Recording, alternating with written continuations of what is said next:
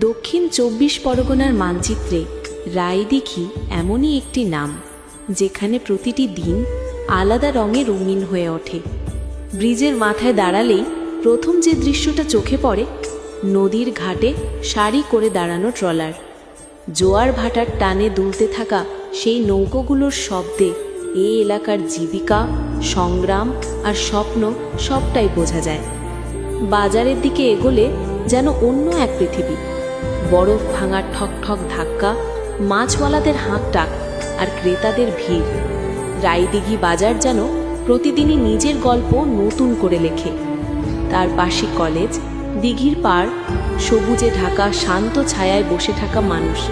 এই জায়গাটাই প্রমাণ করে রায়দিঘিতে ব্যস্ততা আছে, আবার আছে শান্তির ঠিকানাও। আর ঠিক মাঝখানে দাঁড়িয়ে রায়দিঘি ব্রিজ, এলাকার গতিপথ বদলে দেওয়া এক নিঃশব্দ সঙ্গী, যেন প্রতিদিন হাজার মানুষের পথ চলার সাক্ষী। রায়দিঘি তাই শুধু একটা লোকেশন নয়, এটা দক্ষিণবঙ্গের মানুষের জীবন, গতি আর অনুভূতির মেলবন্ধন।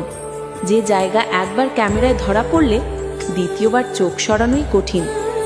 এমন সুন্দর জায়গার আরও ভিডিও দেখতে ফলো করুন MR গ্রিন ইন্ডিয়া টিভি।